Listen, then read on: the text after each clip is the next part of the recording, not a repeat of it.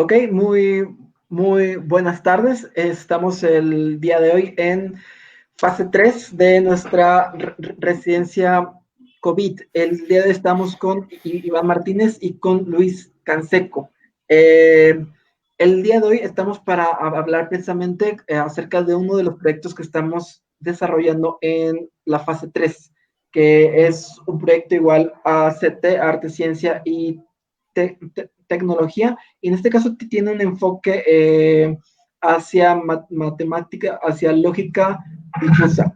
Entonces, ¿cómo se llama? Para empezar con el tema y para empezar a explicar de qué va a ir el proyecto, el doctor Iván nos va a dar una introducción de precisamente qué es lógica difusa y de un par de temas que nos preparó alrededor de esto.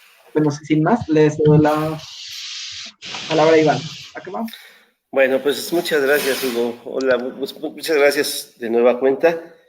Bueno, la intención es, en esta etapa del proyecto, tratar de obtener el análisis de información, análisis de datos, que vamos a estar obteniendo, pero donde estos datos, en su mayoría, son datos cualitativos. O sea, lo que queremos hacer es tratar de medir algunos elementos importantes que, pues a diferencia de lo que a veces ocurre con la matemática clásica o la lógica tradicional, no se podría hacer.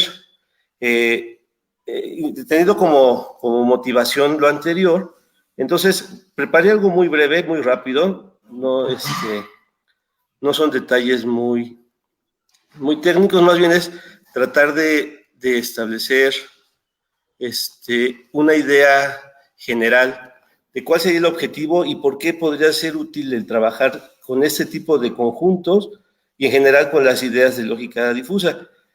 Bueno, mi acercamiento al tema en realidad fue más bien desde un aspecto teórico, o sea, yo empecé a trabajar distintos tipos de razonamiento en matemáticas. Lo que ocurre en matemáticas, que esencialmente es lo que permite darle la formalidad como se conoce, es que está regido por un sistema lógico donde solo se presentan dos posibilidades, o sea, algo es cierto o algo es falso, o sea, ocurre o no ocurre.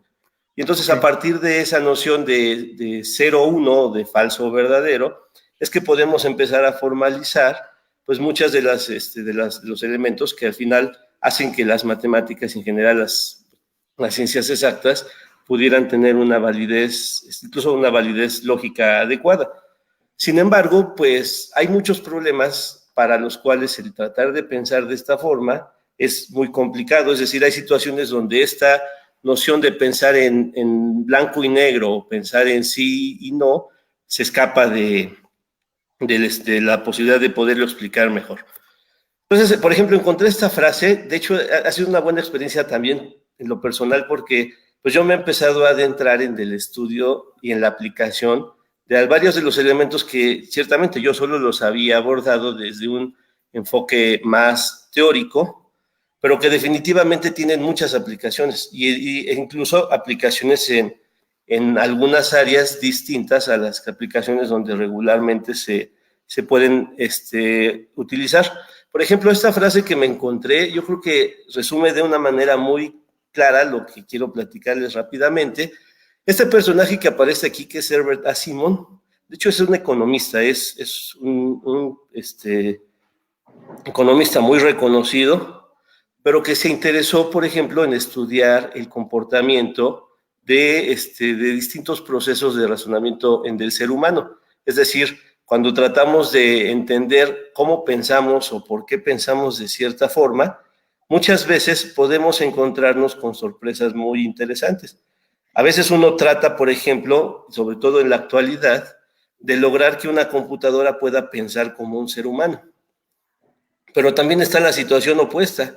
Podríamos encontrarnos que puede haber situaciones donde al tratar de querer explicar un aspecto emocional, un aspecto social, un aspecto de cómo pensamos, podríamos ver que hay situaciones que a lo mejor son más mecánicas de lo que uno podría pensar. Entonces, él se interesó esencialmente por eso, por estudiar diversos sistemas donde podemos tratar de entender cómo pueden ocurrir distintos fenómenos, pero visto desde un enfoque pues un tanto artificial. Bueno, y por ejemplo, esta idea pues también se da en el sentido opuesto. Bueno, ahí les compartí de nueva cuenta la fotografía de este personaje.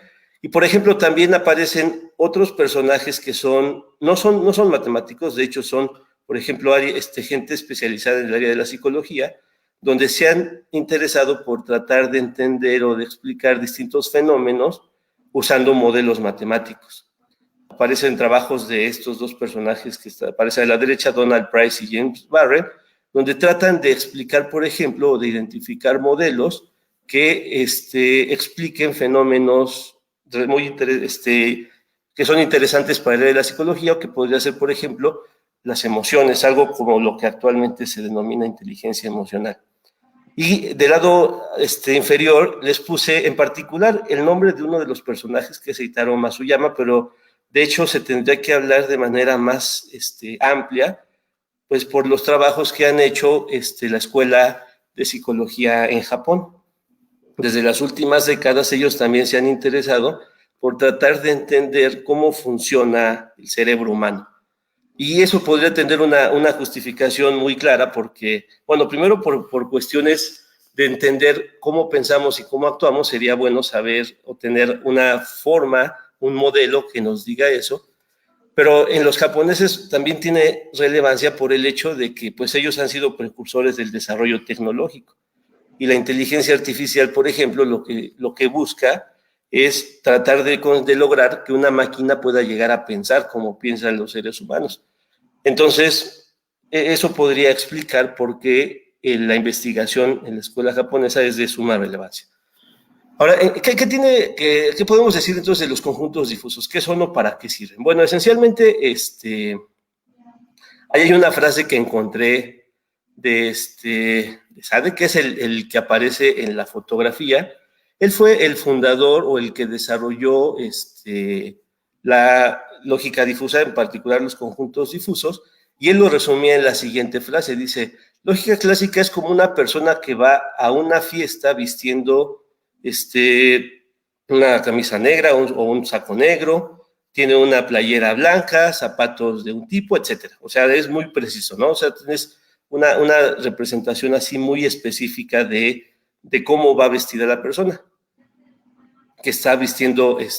Por el contrario, en la lógica difusa podemos describirlo como una persona que viste ropa informal, unos jeans, una playera, viste una playera oscura o una playera con ciertas características. Esto es, cuando tratamos de describir los elementos que tiene esta persona cuando va a la fiesta, es más adecuado tener una gama mayor de elementos para hacer esta descripción. El otro ejemplo aparece en la figura de abajo. Si ustedes quieren ver si una persona es alta o no es alta, o si una persona es pesada o no lo es, si quisiéramos pensarlo en el sentido clásico, solo podríamos decir si es alta o no es alta. Pero eso al final pues es un tanto relativo, o a veces no nos puede dar suficiente información para entender cómo podríamos medir si alguien es alto o no lo es, si solamente tenemos un principio de dualidad de que sí lo es o no lo es. En cambio, cuando pensamos en el sentido difuso, lo que tenemos es todo un espectro de posibilidades. Entonces, no solamente es decir que alguien pertenece al conjunto de personas altas o que no pertenece, sino que podemos decir si pertenece, con qué grado de pertenencia lo hace. Y entonces es un valor que no solamente es 0 o 1, es un valor que puede oscilar entre 0 y 1. Entonces eso es útil porque entonces ya no solamente estamos indicando si estás o no, sino con qué grado de pertenencia estás en ese conjunto. Entonces esto ya nos permite, por ejemplo, decir que si uno tiene un valor de 0.8, entonces sí es una persona alta en el sentido que estamos midiendo. En cambio, si es 0.1 o 0.2, no lo es. La figura de la derecha es una figura que aparece de manera muy común cuando empiezan a presentar la noción detrás del estudio con conjuntos difusos o con lógica difusa, que nos dice la diferencia entre precisión y significado. O sea, tenemos ahí una imagen, tenemos una persona que está parada en un lugar donde justamente está cayendo un objeto pesado, Y entonces ahí tenemos la explicación de los dos observadores. Por supuesto, el que es más preciso es el primero. El primero le da toda la información con detalle a la persona respecto del objeto que va a caer en unos segundos encima de él. Mientras que la otra, pues, le da las palabras precisas, ¿no? Le digo, las palabras adecuadas para poder quitarse en ese instante. Entonces, a veces uno quisiera saber qué es lo que preferimos, si precisión o significado. Entonces, ese es el interés de lo que queremos platicar y queremos desarrollar usando estas nociones. Cuando uno entonces piensa en conjuntos difusos, piensa en lo que se llaman funciones de pertenencia. Justamente es lo que yo les comentaba, o sea, es decidir, cuando ustedes quieren hacer una medición de algo, decidir si un elemento pertenece o no, pero no en el sentido de que si está o no está, sino cuál es el grado de pertenencia de ese conjunto. De hecho, lo primero que tendríamos que hacer en el problema de las personas es que tendríamos que clasificarlas, por ejemplo, como lo dice el diagrama de la derecha, en una persona que es alta, que es mediana o que es pequeña. Y si ustedes pueden ver en la figura, cada una de esas características tiene una función o una manera de asociarle a cada elemento un valor entre 0 y 1. Entonces, de esta manera nosotros podemos determinar, por ejemplo, qué tanto pertenece una persona a la colección o al conjunto de personas pequeñas, qué tanto pertenece al conjunto de personas medianas en tamaño o qué tanto pertenece al conjunto de personas altas.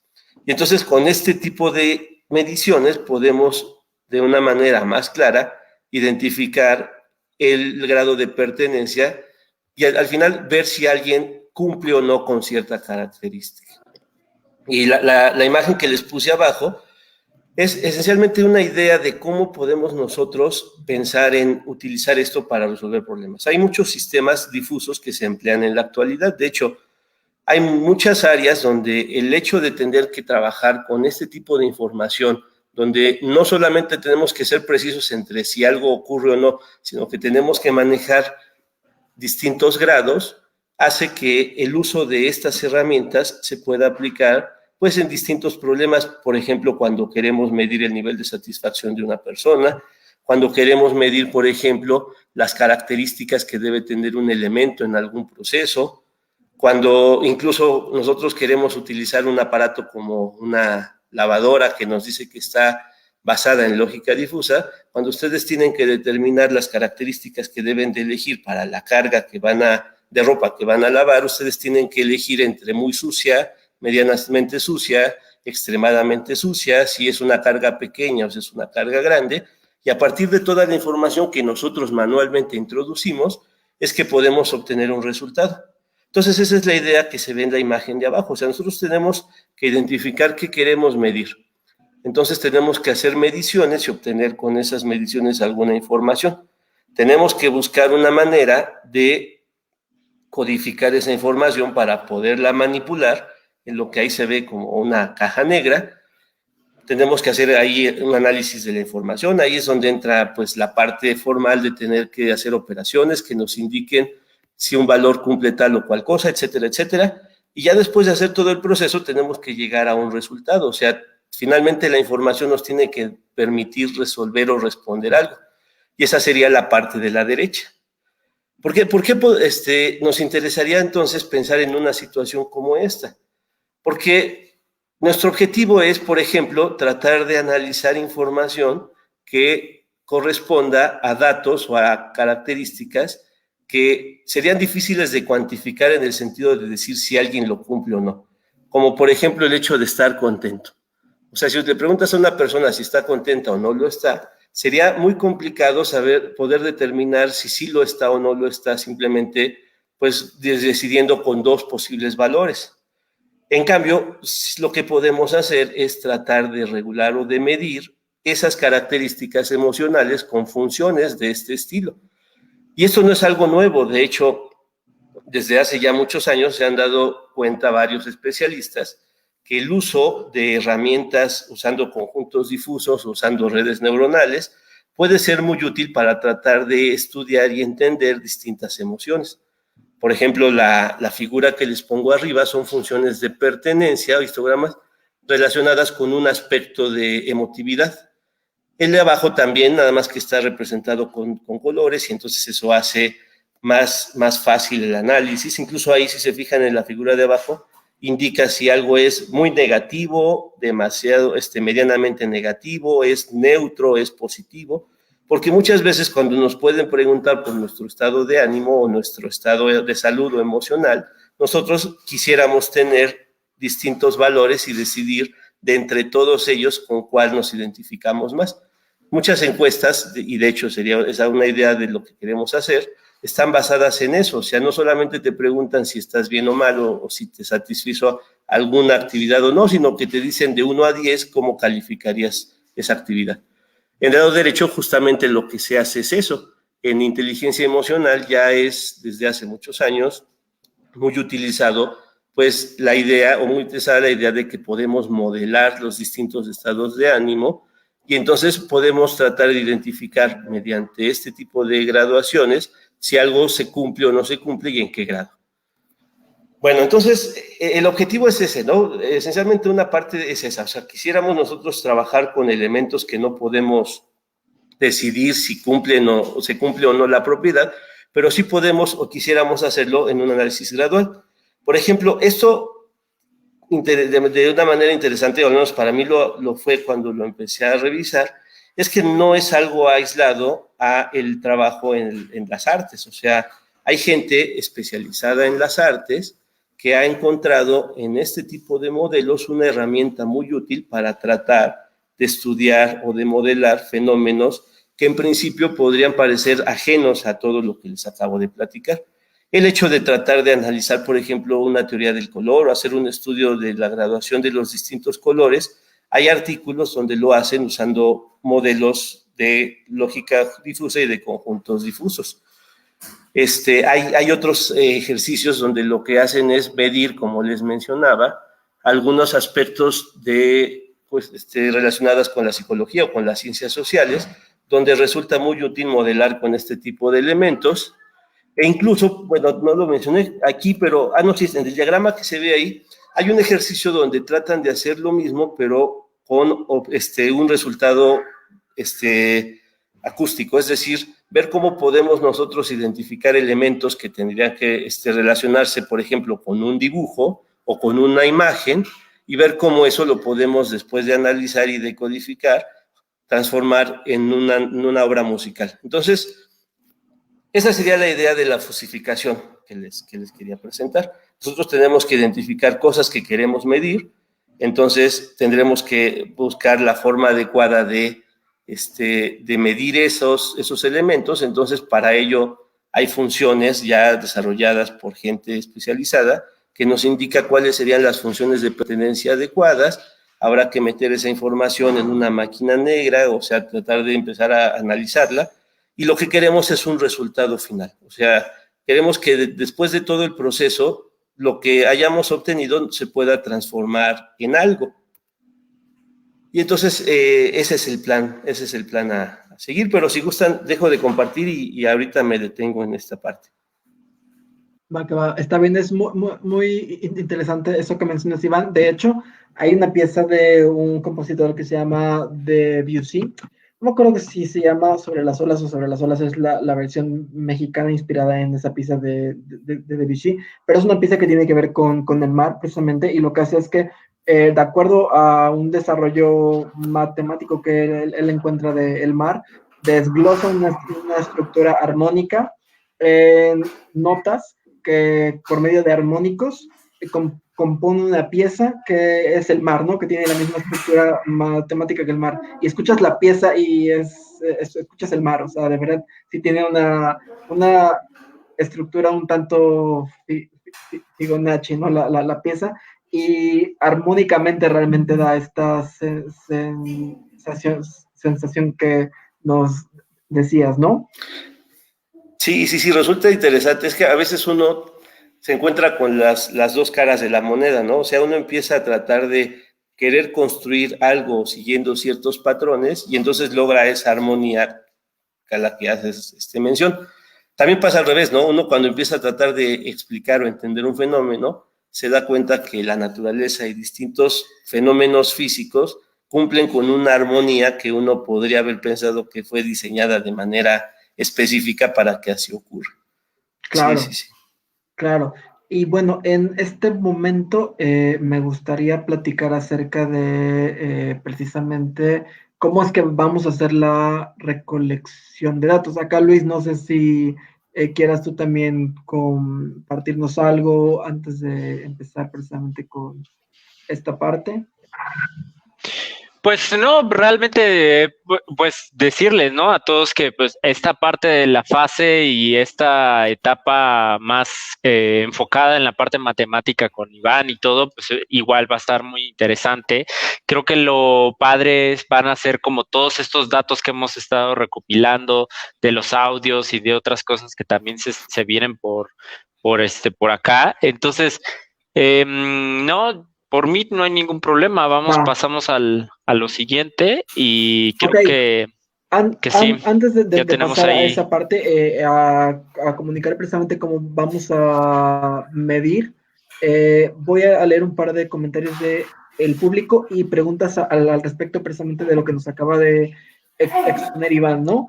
Saludos de Amilcar Venegas. Alexis Romero también dice saludos. Diana dice hola muy. Hola Diana. ¿Cómo estás, Diana?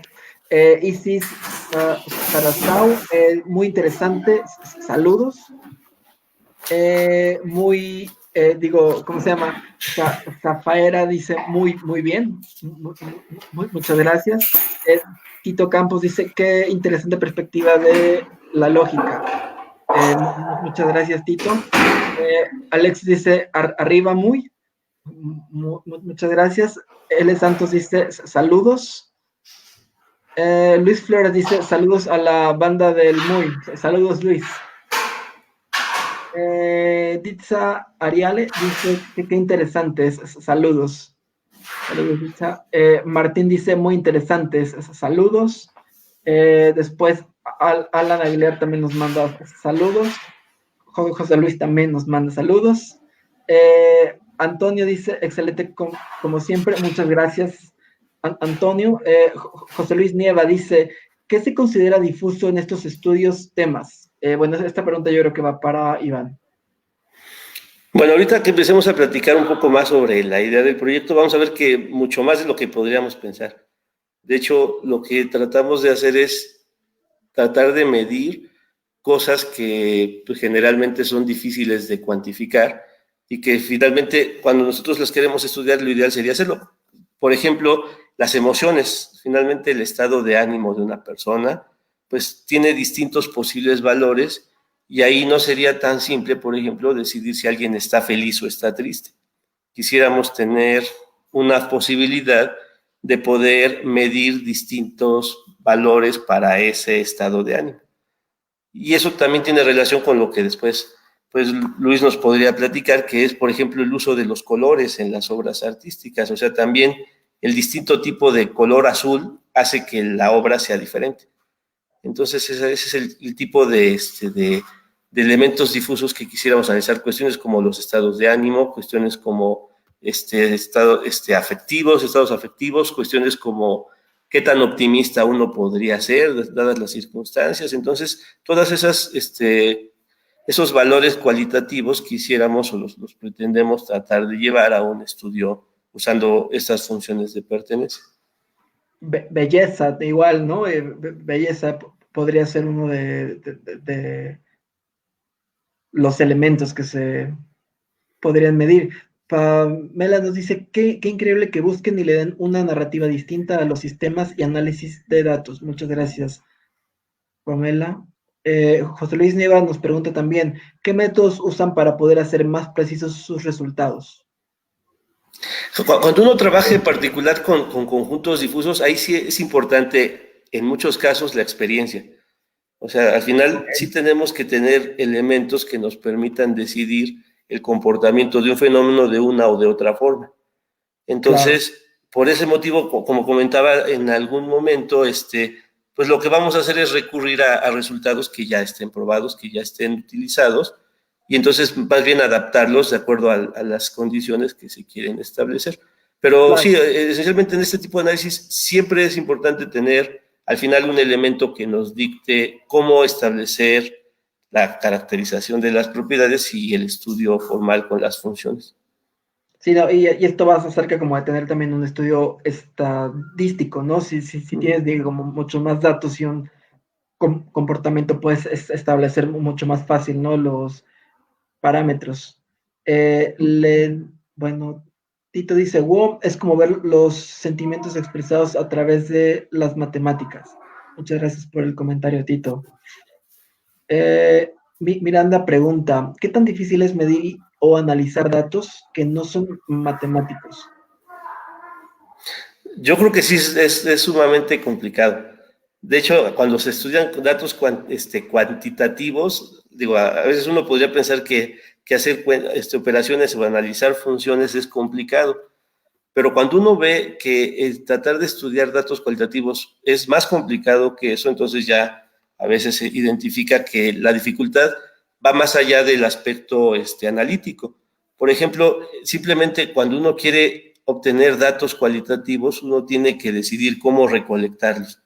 Entonces, simplemente el decidir la manera efectiva de recolectar datos, eso puede establecer problemas antes incluso del análisis de la información, sino solamente Claro. de obtención de la información. También en este tipo de situaciones, por ejemplo, determinar entre todas las cualidades cuáles son relevantes para el estudio. En ocasiones en un estudio técnico, en un estudio estadístico, por ejemplo, una prueba de laboratorio, a veces es más claro qué es lo que quiero medir y cómo lo quiero analizar, pero, por ejemplo, si queremos estudiar un aspecto emocional o el estado de salud emocional de una persona, pues también sería difícil saber identificar entre todas las cualidades o datos cuáles son los importantes y después cómo los voy a clasificar. Si los voy a estudiar o a recolectar mediante una entrevista, o justamente como platicaba Luis, el hecho de que hayan chicos grabado su participación, esos datos, cómo los puedo yo manipular, o sea, cómo los puedo estudiar, porque al final sí dan información, al final todos esos elementos nos quieren decir algo. Ahora hay que buscar la forma de cómo escuchar lo que los datos nos dicen.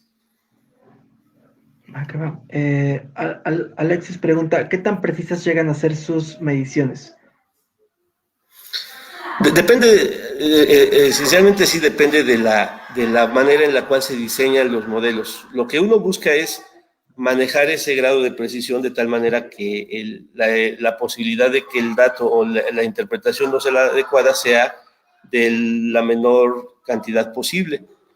Una precisión exacta no se podría alcanzar en general, pero lo que uno sí busca es tener elementos suficientes para saber que el diseño de las funciones, el análisis de la información y la decodificación sea lo más precisa posible.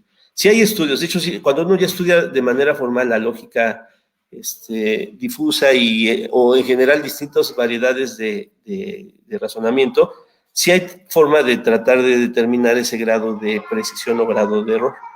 Pero sí, lo que uno busca es pues que esa posibilidad de equivocarse sea pues pequeña. Claro, Luis Flores nos dice, intersección entre ciencia, arte y tecnología, muy interesante. Muchas gracias, Luis. Zafara dice, entender y relacionar este tipo de datos interesantes vale mucho la pena escuchar y aprender. Muchas gracias. Después, José Luis Nieva nos pregunta, ¿qué es una máquina negra? Y me parece que más adelante pregunta que por qué se llama así. Bueno, es una manera de representar a todo el proceso que hay ahí de análisis de la información. O sea, lo que pasa es que uno lo que hace es obtener datos, al final son valores, ¿no? O sea, la ventaja de trabajarlo con las funciones de pertenencia es que si yo quiero medir 5 características, por ejemplo, de una persona, al final, después de hacer la medición, me va a arrojar un elemento con 5 valores. Podemos pensarlo como un vector con 5 coordenadas. Pero después tenemos que manipular esa información y tenemos que determinar eso que me dice. O sea, al final yo quiero identificar o medir algo. Entonces, todo ese proceso que está después de recolectar la información, eso es lo que le llamamos así la máquina negra.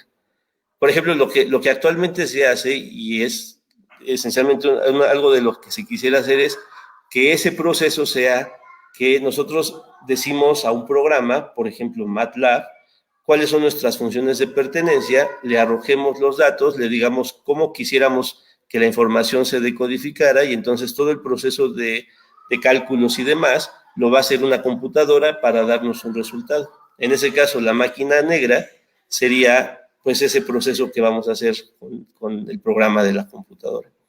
Claro.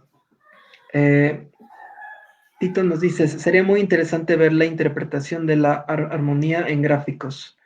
Sí, sí, desde luego que sí tiene un comportamiento totalmente matemático. Cuando eres músico y estudias armonía, ves que todo el desarrollo armónico va a partir de una serie de reglas y a partir siempre de distancias establecidas entre rubros de matemáticas.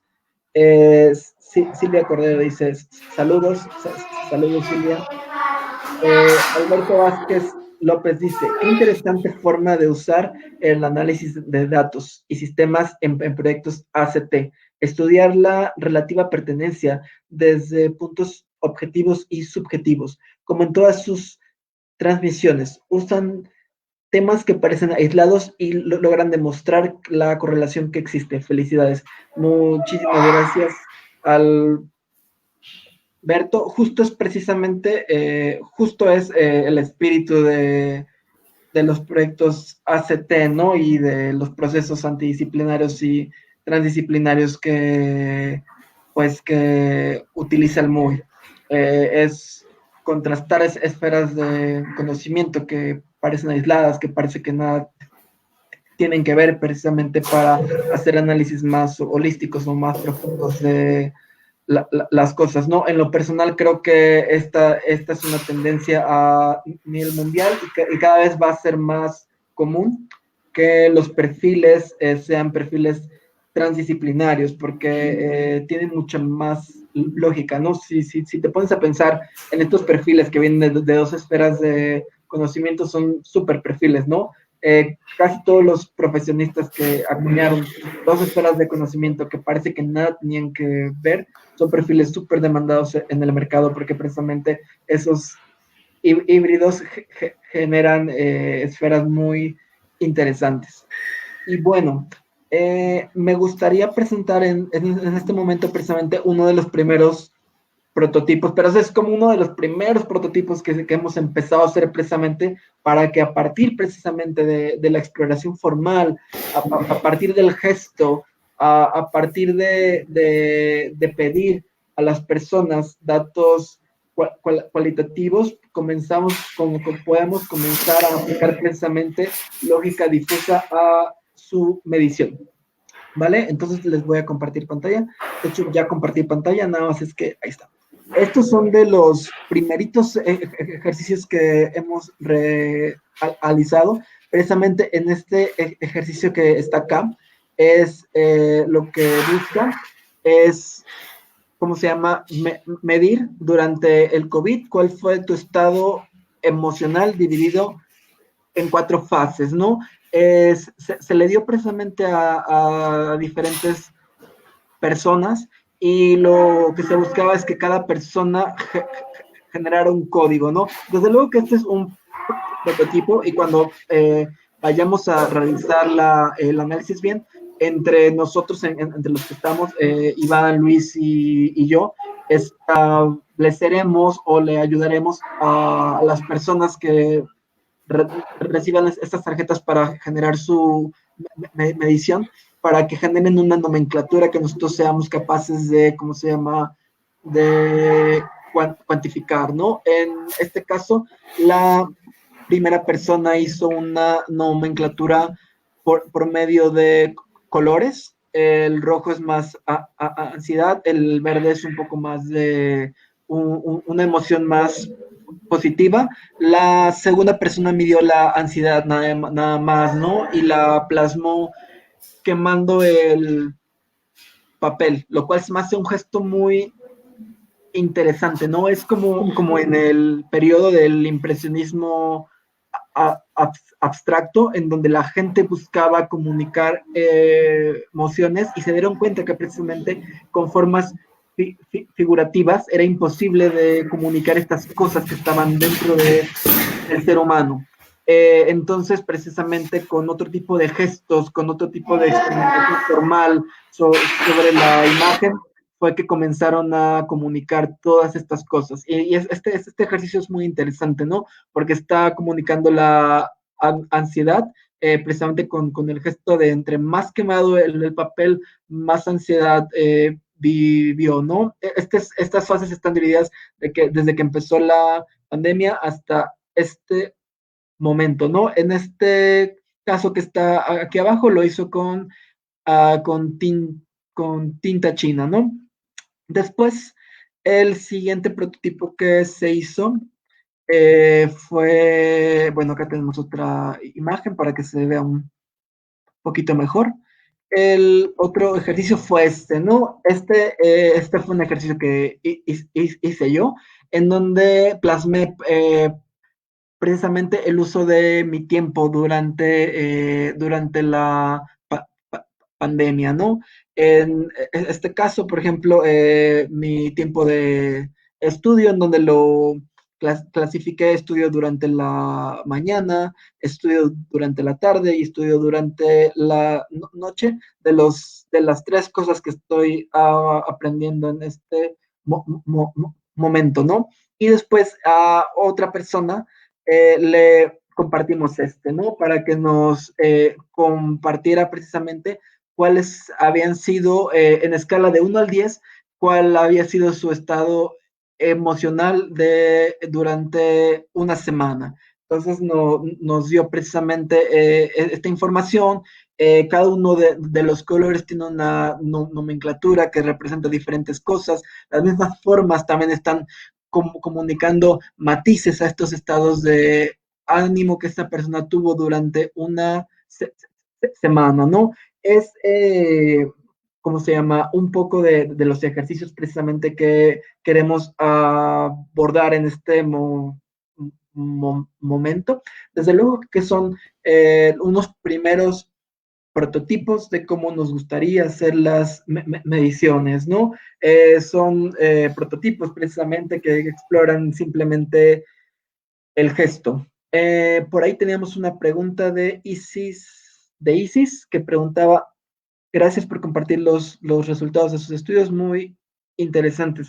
Muchísimas gracias, Isis. Son apenas un par de prototipos con los cuales precisamente vamos a empezar a comenzar bueno, hacer las mediciones, ¿no? Tal como mencionó Iván, siempre que vas a hacer un análisis de datos, creo que la parte más crucial y fundamental es diseñar los instrumentos de medición, ¿no? Porque en eso se te va si realmente el muestreo va a ser correcto o no, si los instrumentos están bien diseñados o no. Entonces, estos son solamente unos primeros experimentos, ¿no? Para ver qué resultados podíamos tomar, cómo interpretaba las personas, sus emociones, sus sentimientos, qué paletas de colores, qué gestos podían compartirnos precisamente para demostrar mayor intensidad o menor intensidad de las cosas. No sé qué opinas, Iván, alrededor de estos ejercicios. Sí, bueno, de hecho quisiera platicar justamente la experiencia de por qué pensar el trabajo así, ¿no? Cuando Hugo me platicaba sobre esa posibilidad de identificar los datos mediante símbolos, de hecho me compartió la experiencia de gente del área de diseño. A mí se me hizo interesante eso, de que pudiéramos darle un significado visual a la información o a los datos, como si estoy feliz, si estoy triste, etcétera. Nada más que mi experiencia cuando me lo platicó fue, pues yo al final yo soy matemático y dije, bueno, yo quisiera que eso tuviera una justificación, o sea, que sea claro por qué elijo esta figura o elijo esta otra. Esencialmente, sí, justamente es interesante cómo se le puede dar una representación visual a algo. Y como mencionabas las imágenes, ciertamente se puede ver que donde estaba quemado por completo es porque fue un mal día, ¿no? Para quien haya compartido su estado de ánimo. Entonces, esa idea es justamente la que se quiere que se quiere desarrollar, y por supuesto que al final lo que se quiere es el ejercicio en los dos sentidos, justamente como lo mencionas, que en uno de ellos, por ejemplo, se pueda obtener mediante esos valores simbólicos a las respuestas un objeto, pero también a lo mejor que la máquina haga su trabajo y después comparemos qué es lo que nos da algo más artificial con lo que uno podría hacer. Y de hecho yo creo que ahí va a ser muy útil pues la visión de Luis, porque finalmente pues lo que quisiéramos es que los símbolos representaran algo, porque finalmente, por ejemplo, si en una encuesta le preguntamos a alguien cómo te sentiste ayer, él pudo haber estado feliz por distintas razones o triste, pero a lo mejor si la encuesta da 5 posibles respuestas y cada una tiene un significado diferente, el símbolo también representa algo diferente. Sí, yo creo que acaba de ser un ejercicio muy interesante hacer con Luis, precisamente que Luis nos ayude a hacer una decodificación del símbolo a un argumento matemático, ¿no? Esta decodificación del símbolo, del gesto, yo creo que va a ser un factor muy importante y muy chido, ¿no? Y como dices, Iván, hasta se puede convertir en alguna suerte de código para que solo metamos la información y el código precisamente haga este análisis, ¿no? Y arroje toda esta información que estamos buscando generar. Ajá, sería muy padre, por ejemplo, que uno simplemente viendo la figura pueda saber cómo se sentía una persona, ¿no? O sea, justamente lo que hace el papel, que lo haga con distintos elementos que quisiéramos medir. Sí, sí, sí, Y sí. justamente que el símbolo sí represente eso, o sea, que cuando uno vea ese símbolo, sepa que efectivamente la persona tiene tal sensación e incluso por qué razón tenía esa sensación. Claro. Sí, sí, sí, sí. Definitivamente. Yo sí, Cordero dice, es un proyecto muy interesante. Qué padre poder hacer una representación en base a tus sentimientos. Es como una catarsis, sacar y expresar lo que sientes. Justo sí, ¿no? También el hecho de documentar o sea, digo, en la psicología de alguna forma se hace, ¿no? El hecho de comunicar ya cómo te sentiste y demás es un ejercicio muy poderoso, ¿no? De mucha catarsis, de liberación. Comunicarlo en una infografía también lo es, o sea, es muy curioso esta relación que tienen estos dos elementos de comunicación. O sea, al final lo que estás haciendo es comunicar algo que tienes acá adentro, ¿no? Y no está dicho que la única manera de comunicarlo con palabras. Sí, sí, sí, sí. Sí, recuerdo un ejercicio que hicimos, no sé si te acuerdas, Luis, cuando entramos con un grupo de chicos en su clase, que les preguntaban por los temas que eligieran, qué les preocupaba más, si la cuestión educativa, la cuestión económica, la cuestión afectiva y emocional, etcétera.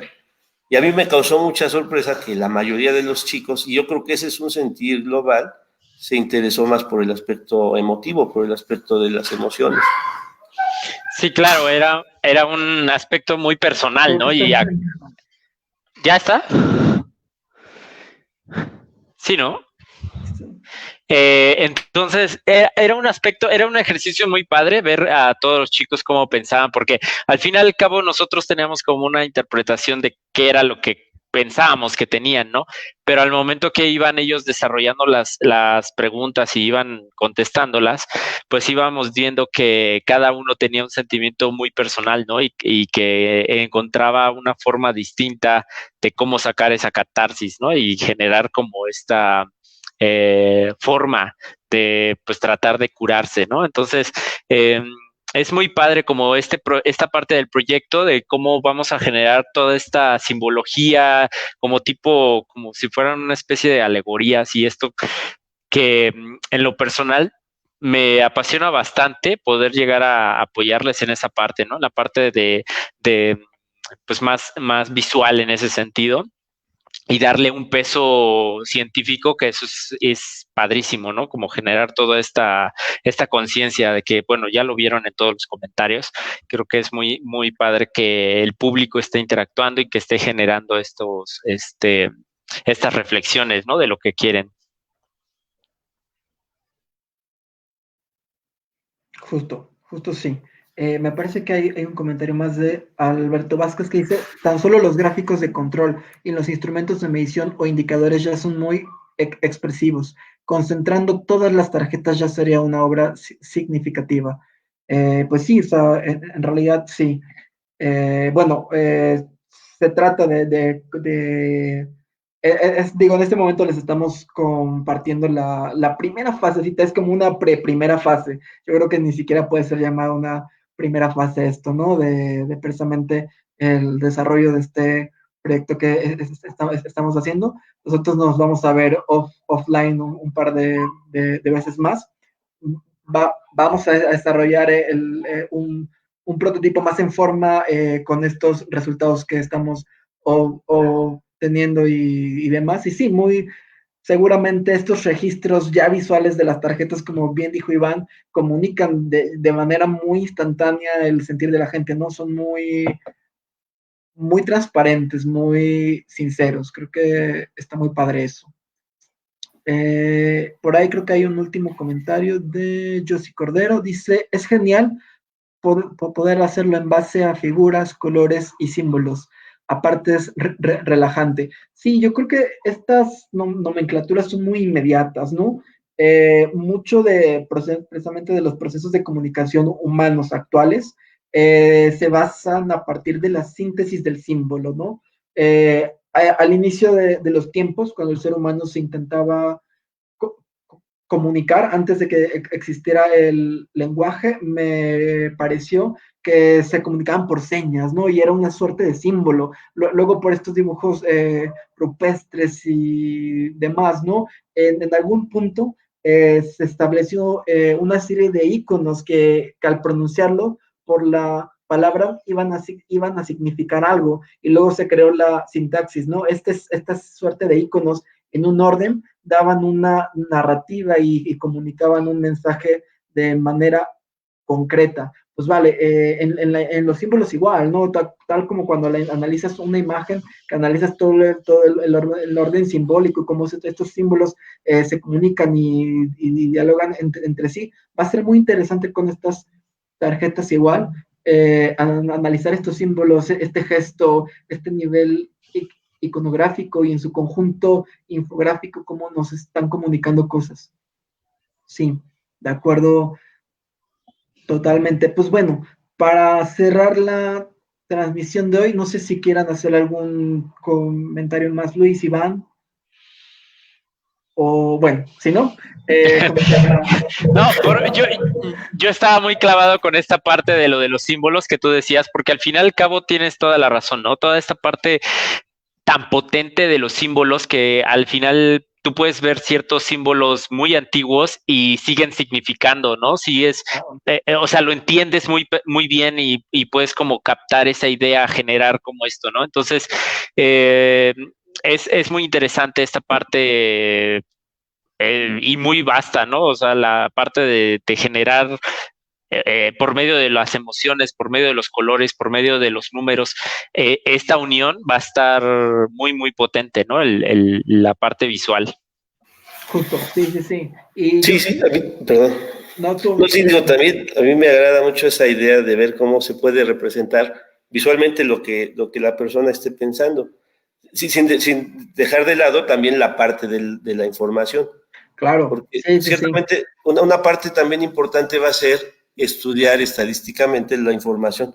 De hecho, pensando en eso, por ejemplo, bueno, tengo un grupo de alumnos de la materia de estadística y a ellos ya les puse de tarea inicial que hagan un estudio estadístico de la información que se conoce actualmente en torno al COVID.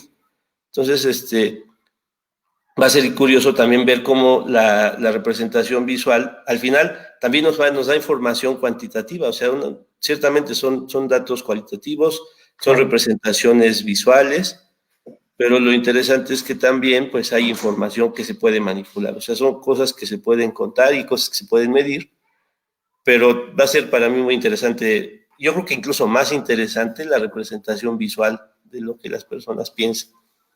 Claro, al final, o sea, vamos a hacer un ejercicio de convertir semántica a cosas cuantificables, que yo creo que va a ser súper interesante. Pero pues bueno, por hoy, por hoy es todo. Muchísimas gracias, Iván. Muchísimas gracias, Luis. Muchísimas gracias a todos los que nos están viendo. Nos vemos en la próxima transmisión de la residencia. ¿Va que va? Que estén muy bien. Chao.